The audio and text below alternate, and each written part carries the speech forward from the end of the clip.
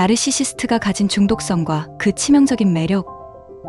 왜 우리는 때때로 너무 이기적인 사람에게 끌릴까요? 자기 자랑이 심하고 남을 깔보기도 하는데 왠지 눈을 뗄 수 없습니다. 그들은 자기의 성인격장애, 즉 나르시시스트일 수 있습니다. 그런데 이상하죠. 이런 사람들 사회에서 더 눈에 띄고 때로는 더 많이 성공합니다. 왜일까요? 그 사람이 나를 아프게 한다는 걸 압니다. 하지만 이상하게 헤어지지 못하겠어요. 혹시 내가 잘못된 건 아닐까? 오히려 나 자신을 자책하게 되죠. 남자친구나 남편이 또는 친구나 부모님이 나르시시즘을 알면서도 그 관계에서 벗어나지 못하는 이유. 그건 단순한 집착이 아닙니다. 그것은 그들이 가진 중독성 때문입니다. 왜 나르시시스트는 중독적일까? 나르시시스트는 처음엔 믿을 수 없을 만큼 매력적입니다. 나만 바라봐 주는 듯한 시선, 화려한 말솜씨, 자신감 넘치는 태도, 때로는 내가 특별한 존재처럼 느껴지게 만드는 표현들. 심리학에서는 이것을 러브밤, 러브범빙이라고 부릅니다. 관계를 시작할 때 폭풍처럼 칭찬하고 과도하게 애정을 표현해 상대의 뇌를 도파민으로 가득 채우는 전략이죠. 그들은 첫 만남에서 강한 인상을 남긴다. Journal of Personality and Social Psychology. 나르시시스트는 첫눈에 왜 그렇게 매력적일까? 라는 연구에 따르면 처음 만나는 상황에서 나르시시스트는 높은 자신감, 유창한 언어, 세련된 외모 연출 등을 통해 타인에게 더 매력적이고 유능해 보이는 인상을 남긴다고 밝혔습니다. 첫인상에서의 강한 도파민 자극은 내가 이 사람은 특별하다고 학습하는 것이죠. 그러나 나르시시스트는 절대 항상 다정하지 않습니다. 그들은 어느 순간은 지나치게 이상적이지만 또 다른 순간에는 차갑고 냉소적이며 비판적입니다. 이러한 불규칙한 강화는 도박 중독과 유사한 메커니즘을 작동시킵니다. 결과적으로 우리는 그들에게 정서적으로 중독됩니다.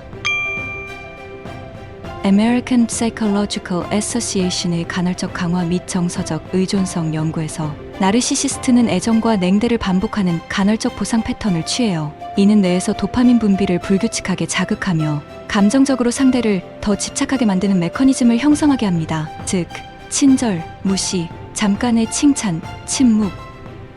이 패턴의 예측 불가한 감정의 파도는 뇌의 중독성을 강화합니다. 마치 도박과 유사한 회로처럼 작동하는 것이죠. 그 사람이 없으면 허전하고 인정을 받지 못하면 불안하며 그 사람의 기분에 따라 나의 감정도 요동치게 됩니다. 무엇보다도 도파민은 예측 가능한 보상보다 예측 불가능한 보상에 더 많이 반응합니다. 그래서 나르시시스트의 애정은 희귀하고 특별하게 느껴지며 더 중독적이죠. 이 방식은 도박 중독처럼 사람을 더 강하게 붙잡는 힘이 있습니다.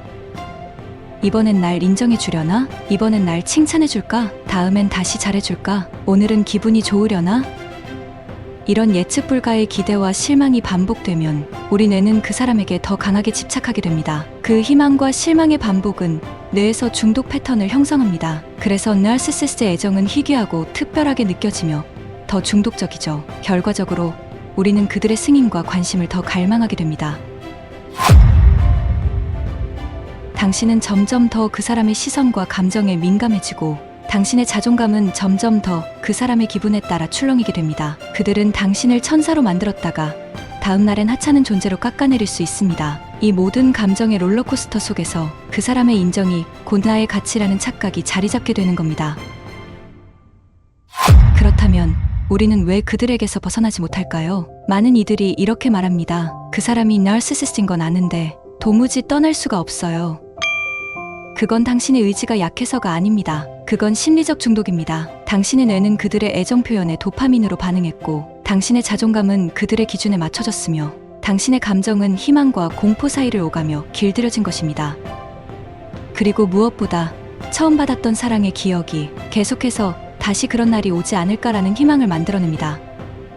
하지만 그건 환상입니다.